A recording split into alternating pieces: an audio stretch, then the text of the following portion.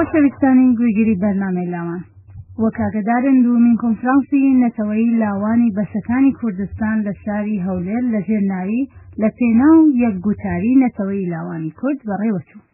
ئەم کۆنفرانسە لە ڕۆژانی 15 مارسی 2012 میلادی بۆ ماوەی 3 ڕۆژ بەردەوام بوو.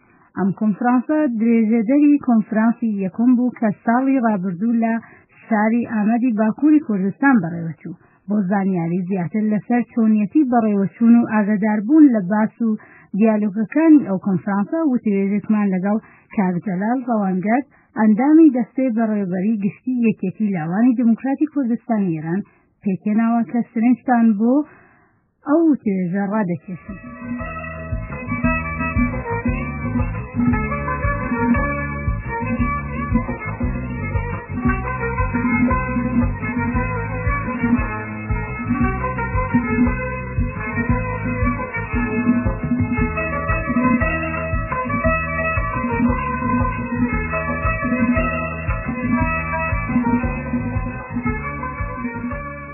کاک جەلال بەخێرن و سەرەتا پێمان خۆشە پرسیارەکەمان بەم شێوە دەست پێ بکەین. بەڕێستان وەک یەکێک لە بەشداربووانی ئەو کۆنفرانسە بە نوێنەرایەتی لاوانی ڕۆژهەڵاتی کوردستان کۆنفرانسەکە چۆن هەڵدەسەنگێنن؟ کۆنفرانسە چەندە سەرەتای کاری خۆیدا بۆ شێوەیە کە پێویست و بەرنامەڕێژی بۆ نەکرابوو، بەڵام هەر لە سەرەتای دەستبەکاربوونیەوە بەشدارانی کۆنفرانس هەستیان بەوە دەکرد بۆ پێویستی کە لاوی کورد بە گرتنی کۆنفرانس و کۆنگرە و لە دەوری یەکۆبوونەوە بۆ ئەوەی بتوانن لێک نزیکبوونەوە بەمەبەست لێک نزیکبوونەوەی بیر و ڕاوبۆچوونەکان لەم بەرپرسەکانی تایبەت بە لاوان و ئەو کێشانەی کە بەرەوڕووی لاوی کورد دەبێتەوە و بەتایبەت ترسی نەتەوەیی و شوێناسی تاکی کورد بتوان بە هاوڕایی هاوکاریکردنی یەکتر بە دەرەنجامی بگەن کە بەخۆشیەوە لەو ڕاستایەدا کۆنفرانس بە ئاراستەیەکی زۆر باش چووە پێشەوە و هاوهەڵوێستی یەکدەنگی لە نێوان سەرجەم لاوانی کورد لە هەر چوار بەشەکەی کوردستان زۆر و باشی هەست پێ دەکرا. وەک لە دروشمی کۆنفرانسەکەدا هاتووە، ئەم کۆنفرانسە لە پێناو یەکگوتاری نەتەوەیی لاوانی کورد بەڕێوەچووە. دوای 3 ڕۆژ باس و گۆڕینەوەی بیرروڕا هەتا چەند توانیتان بەو ئامانجەی بگەن کە دیاریتان کردبوو؟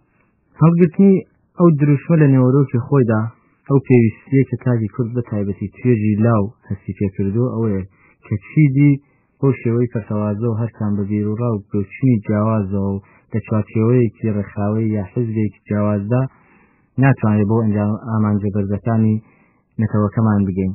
بۆیە پێویستە لە نێوان تاکی کووردا یەکهەڵوێستی و یەکگوتاری بێتە ئاراوە. خاڵی بەهێزی ئەم کۆنفرانسە ئەوە بوو کە توانرا بە گوتارێکی بەهێزی نەتەوەیی لە ڕاستای گەیشتن بە ماسە نەتەوەیەتەکانمان لەسەرەوەی ویست و داخوازیەتەکانی کوردەوە بێت. ئاڵوگۆڕی ڕاوبۆچوونەکان زۆر بە ئاراستەیەکی باشدا شۆ پێشەوە دەرگایەکی بەرەوڕووی ئەو پێویستی یەکگوتاریدا کە دەبێت لە هەموو بە دووەلاوی کورد لەو ڕاستایەدا هەنگاو هەڵبگرێت کردەوە.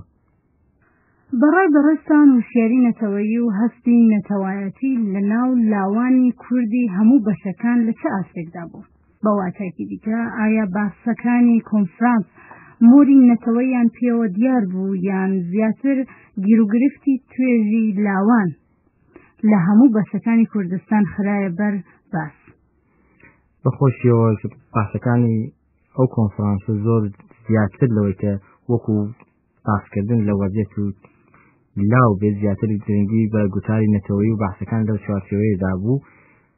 لەو پەیوەندیدا پرسی کورد لە هەر چوار پارچەی کوردستان یەک شتە، بەڵام بەهۆی دابەشکردنی کوردستان بەسەر یەکە سیاسیەکاندا و ئەو جیاوازی سیستمەکانی داگیرکرد و هاوکێشەکانی پەیوەندیدار بە پرسی کورد لە هەرکان لە بەشەکاندا لەبێ خوێندنەوە هەفنگاندنی ئەو سیستمانە ناتوانین شتێکی وا بەدەستەوە بدەین و ئێستش مەجاڵی ئەوە نییە کە ئێمە بتوانین باس لەو وەزیەت و شەرایەتەی وێستا سیستمەکانی حاکم بەسەر کوردستاندا بکەین، بەڵام بەخۆشیەوە هەستی نەتەوایەتی و ئەو قێرانەی تاکی کورد کە بەهۆی نەبوونی یەکەیەکی سیاسی سەربەخۆ و تایبەت بەخۆی کە لای تاکی کورد دروست بووە وشیارێکی زۆر بەرزی لای هەموو لاوێکی کورد دروست کردووە کە کوردبوون شۆناسی یەکەمە لای و لەسەرەوەی هەموو ویست و ئامانجەکانی دیکەی لە پێشە هەستی بەوە کردووە کە دەبێت وەک کوردێک وڵاتی خۆی هەبێ و ئامادەگی ئەوەی تێدا بێت کە بۆ گەیشتن بۆ ئامانجە بە هەموو توانایە تێبخۆشێت کە کەمیش نین ئەو لاوانەی لەو ڕاستایەدا ئێستا لە نێو ڕێکخراوە حیزب کوردستانیەکان لەو پێناوەدا لە خەبات و تێکۆشان.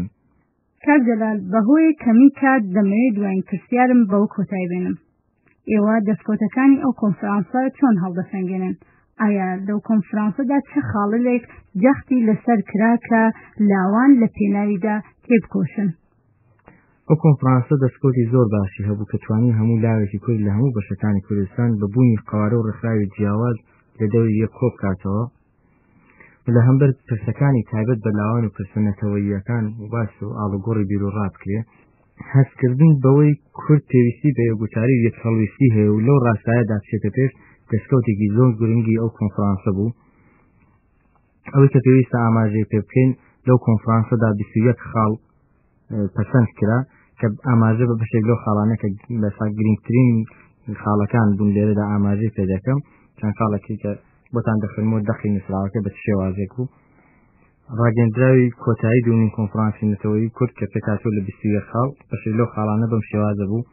پێویستە لاوی کورد ڕوبەڕووی ئەو مەترسی هێرشانە بێتەوە کە دەکرێت لەسەر هەر چوار پارچەی کوردستان. بانگەشەکردنی سەردەم لایەنە سیاسیەکان بەبێ جیاوازی بیر و بۆچوون و ئایدۆلۆژیا بۆ بەستنی کۆنگرەی نەتەوەیی کوردستان لە پێناو بەدیهێنانی یەکێتی نەتەوەی کورد کە خاڵێکی زۆر گرنگ بوو هەموو لایەنەکانیش پێداگیریان لەسەر دەکرد بەردەوام لە بەحسەکانی ئەو چەند ڕۆژەی کۆنفرانسا بە شێوازێک ئاماژەی پێدەکرا. خاڵێکی دیکە بوو ئەوەی لاوی کورد تێکۆشانی خۆیان پتەوتر بکەن پێویستە فدراسیۆنێکی لاوان دروست بکرێت کە لەو پێناویشدا لە بەحسەکاندا زیاتر ئاماژە بەوە دەکرا کە جگە هەر لەوەی کە وەکو کۆنفرانس هەر ساڵەوەی جارێک کۆنفرانس کرێت بۆ ئەوە بۆشایش نەبێت هەوڵ بدرێت ئۆتاقێکی لاوان دروست بکرێت کە بتوانرێت بەردەوام لەو شوێنە کانال ڕخێت بۆ پەیوەندیکردنی هەموو لاوەکان لە هەر چوار بەشەکەی کوردستان شوێنێک هەبێت کە بتوان پەیوەندیان زیاتر هەبێت لەگەڵ یەکدا کە بە شێوەیەکی بەردەوام هەبێت. داوا کرا کە هەموو زیندانیانی سیاسی لەناو زیندانەکانی داگیرکەرانی کوردستان کە بە تەنیا بەهۆی کوردبوونەوە لە زیندان ئازاد بکرێت. باسی ئەوە دەکرا کە پێویستە ساڵانە کۆنفرانسی نەتەوەیی لاوی کورد و فستیواڵی لاوان لە کوردستان ئەنجام بدرێت. خاڵێکی دیکە ئەوە بوو لە بەرامبەر ژینۆسایدی کۆمەڵایەتی سیاسی ئابووری و هونەری و کولتوری پێویستە گەلی کورد تێکۆشانی هەبێ و ئەو کارستاتش کە لە ڕابردوودا بە سەرگایەکەمان هاتووە شەرمەزار و پرۆتۆستۆ بکرێت. چەند خاڵێکی تر کە زۆر گرنگن بە تایبەتی باسیشی لە سزیکا بەردەوام لە ڕۆژانی کۆنفرانسدا بەنسبەت ئەم چەند خاڵەوە کە ئاماژەی پێ دەکەم هەموو باسی لێ دەکرا و هەوڵ دەدرا کە یەک گوتاریەکە بێ بەنسبەتەوە ئەویش لە بەرامبەر توندوتیژی دژ بە کچان و ژنان و هەموو ئەو ژنانەی بە بیانی بەدڕەوشتی و کڕینەوەی ناموس هەڵویست وەردەگیردێن و لەو پێناوەدا تێکۆشان دەکەین وەکو هەموو ئەو ڕێکخراوانە کە بەشداربوون لێدا کە دەبێت هەڵویستیان هەبێت بەنسبەت ئەو دیاردەدیجەوە کە ڕووی لە کۆمەڵگاکەمان کردووە. چەند خاڵش بەنسبەت مافە نەتەوەیەکەمانەوە ئەوەی کە ئاڵای کوردستان کە ئاڵای نەتەوەی کورد و پێویستە لەسەرەوەی ئاڵای حیزبیەوە بێت و هەموو لایەک ئەو ئاڵایە قبول بێت و ڕێزی لێ بگرێت. وەشتێکی گرنگتریش کە لێدا ئاماژەی پێ بکە ئەوە بوو کە ڕۆژی دوی ڕێبەندان ساڵڕۆژی دامەزرانی کۆماری کوردستان وەکو ڕۆژی کوردی ڕۆژی نەتەوەیی کورد بناسرێت کە ئەم خاڵانە هەموو بەسا گەڵاڵە کراون لە هاتوویەکی نزیکدا کە لە بەرنامەدایە کۆنفرانس کۆنگرەی نەتەوەیی بکرێت و هەموو لایەنەکانی حیزبەکانی کوردستانی تێدا بەشداری بکەن ئەو خاڵانە بکرێتە بەر دیدی ئەو هاوڕێیانش و لەوێدا بێتە پەسەندکردن. سپاس کاک جەلال کە داوەتی ئێمەتان قبوڵ فەرموو لەم بەرنامەدا شێرکەتتان کرد. زۆر سپاس و وشی هیوای سەرکەوتن بۆ ئێوە و بۆ بەرنامە جوانەکانی لاوانتان.